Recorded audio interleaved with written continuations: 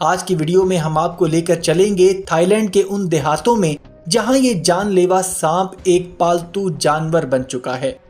دیکھیے کیسے لوگ اپنی جان کو خطرے میں ڈال کر سانپوں سے دوستی کرتے ہیں اور ان کے ساتھ کھیلتے ہیں اور انہیں چومتے ہیں، اور یہاں تک کہ اپنے بچوں کو بھی اس زہریلے خطرناک سانپ کے ساتھ بیٹھنے دیتے ہیں۔ ناظرین، کنگ کوبرا دنیا کا سب سے لمبا زہریلا سانپ ہے جو لمبائی میں 18 فٹ تک پہنچ سکتا ہے، اور اس کا زہر ایک وقت میں ہاتھی جیسے بڑے جانور کو بھی مار سکتا ہے۔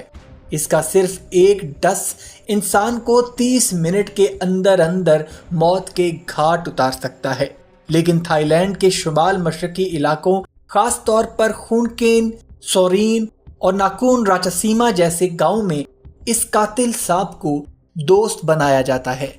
یہاں کے مقامی لوگ کنگ کوبرا کے ساتھ سانپ رقص، جس کو سنیک باکسنگ بھی کہا جاتا ہے، جسے مقامی زبان میں ریم نگو کہا جاتا ہے، یہ ایک قسم کی روایتی پرفارمنس ہے جس میں انسان اور سانپ ایک دوسرے کے خلاف میدان میں آتے ہیں جیسے کہ کوئی کرتب ہو رہا ہو۔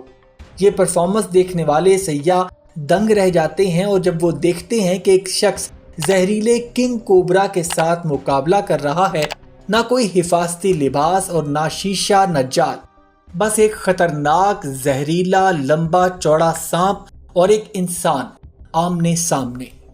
یہ سوال سب کے ذہن میں آتا ہے کہ آخر یہ لوگ اتنے خطرناک سانپوں کے ساتھ کیسے رہ لیتے ہیں؟ تو اس کا جواب ان کے صبر، مشق اور صدیوں پرانی روایات میں چھپا ہے۔ تھائی لینڈ کے ان علاقوں میں بچے بچپن سے ہی ان سانپوں کے ساتھ رہنا سیکھتے ہیں۔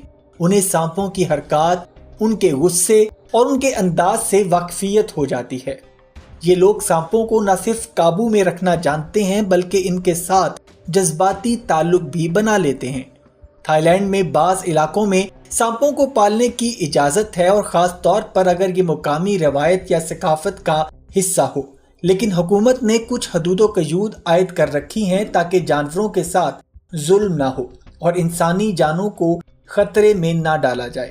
لیکن دیہاتی لوگ اکثر ان قوانین کو نظر انداز کرتے ہیں، اور بعض اوقات یہ دوستی مہنگی بھی پڑ جاتی ہے۔ جیسا کہ پھائی سون نامی ایک مشہور سانپ پرفارمر جو 25 سال سے کنگ کوبرا کے ساتھ کام کر رہا تھا، اور ایک دن پرفارمنس کے دوران کنگ کوبرا نے اسے گردن پر ڈس لیا۔ تماشائیوں نے سمجھا کہ یہ بھی ایک کرتب ہی ہے، لیکن چند منٹ کے بعد وہ زمین پر گر پڑا اور ہسپتال پہنچنے سے پہلے ہی اس کی موت واقع ہو گئی۔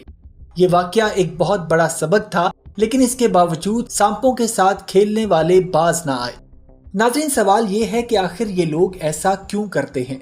جانتے بوجھتے کہ ایک معمولی سی غلطی ان کی جان لے سکتی ہے، پھر بھی وہ خطرہ مول کیوں لیتے ہیں؟ تو اس کا جواب ہے کہ ان علاقوں میں سانپوں کو مقدس مانا جاتا ہے، اور بدھ مت کے مطابق سانپوں کو روحانی مخلوق سمجھا جاتا ہے، اور بعض لوگ ان سے برکت حاصل کرنے کی بھی کوشش کرتے ہیں۔ اس کے ساتھ ساتھ سانپ شو، جس کو سنیک باکسنگ بھی کہا جاتا ہے، سے حاصل ہونے والی آمدن ان دیہاتیوں کا واحد ذریعہ معاش ہے۔ سیاحوں سے حاصل ہونے والی آمدنی ان کا خاندان چلاتی ہے، اور اس کے ساتھ ساتھ کچھ لوگ اسے اپنا فن، ہنر اور جذبہ سمجھتے ہیں، اور ان کے لیے سانپ دشمن نہیں بلکہ ان کا ایک دوست، ساتھی اور ہمراز ہے۔ ناظرین، یہ سب کچھ سن کر آپ سوچ رہے ہوں گے کہ کیا یہ انسانوں کی ہمت ہے یا دیوانگی؟